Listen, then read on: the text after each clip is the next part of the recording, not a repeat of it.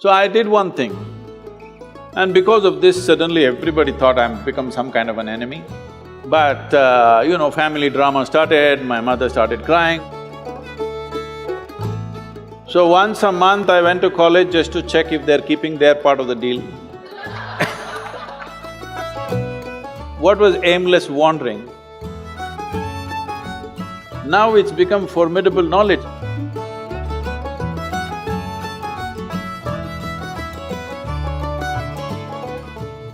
Speaking of schooling and parents and careers, right now we're in an age where there's so many different offbeat careers coming up. As YouTubers, we get this question all the time. How did you talk to your parents about it? How do we convince our parents about this really new career that we have?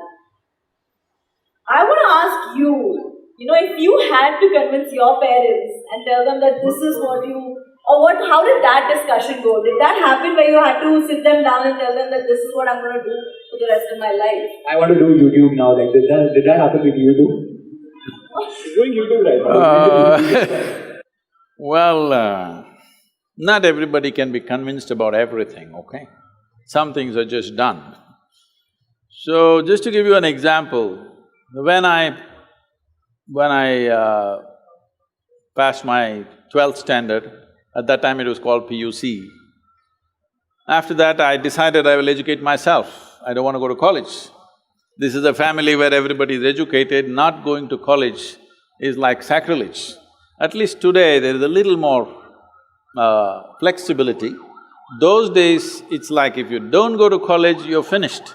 Because now probably if you don't go to college, you may lose your lifestyle, but you won't lose your life.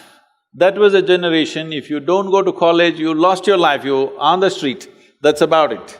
So they were terrified of this. My father being a physician, he was just freaked about it. He is a very studious man, all his life, first, second, third in everything that he has done. So he couldn't believe this, that I want to educate myself.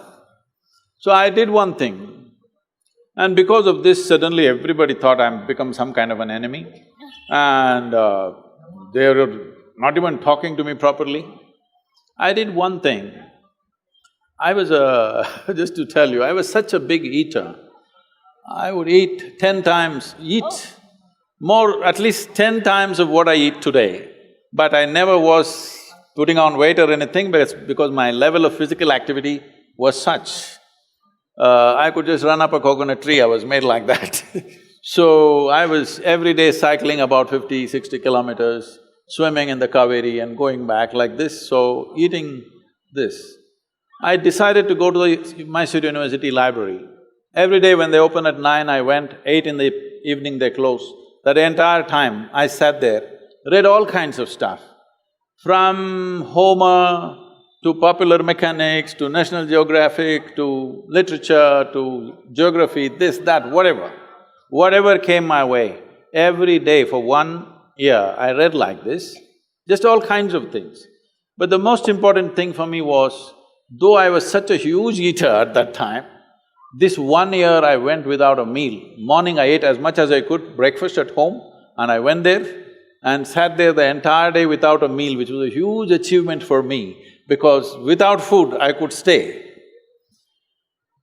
This kind of expanded my way of looking at life, but family drama started, my mother started crying. When the next academic year comes, go to college, go to college, go to college. Then I said, if I must go to college, I'll go for literature. My father said, what will you do reading poetry? You must become a doctor. He has seat ready for me in the medical college, everything. I said, no. Then they said, okay, at least do engineering. Then I said, see, if I say I don't want to be a doctor, if you told me become a veterinary doctor, Ayurvedic doctor, at least a witch doctor, I would look at it. If I say no doctor, you say engineer, I'm not going to listen to this. Your problem is society, your problem is not me. So I just went for literature, and these 3 years, I went there in the beginning and they all had ready-made notes, the teachers, they would read. And everybody writing down. Those days fountain pens, kara kara kara kara, it makes noise, it just irritated me. I said, I don't want to listen to this kara kara noise. I gave them a suggestion. If you give that notes wherever you got it, we will photocopy it and give it back to you. We don't have to come, you don't have to come. Then if I'm there, I'll ask 100 questions. So they didn't like it, then I made a deal with all the teachers that they'll give me attendance. That was my only concern. So once a month I went to college just to check if they're keeping their part of the deal. My life is so similar. So I explored the geography of Mysore district in such a way, every village track, every hill that is there, every little bird nest, whatever is there, everything I paid attention, just wandering aimlessly. But today, like when I went for the Rally for Rivers board where all the top experts are there, some questions came up and I just telling them casually, they said, Sadhguru, how do you know all this? I said, what was aimless wandering? Where I paid absolute attention to everything, from a worm to an insect to anything and everything I paid attention. Now it's become formidable knowledge. I never intended to learn anything, I just paid attention because it was life. And this is all it takes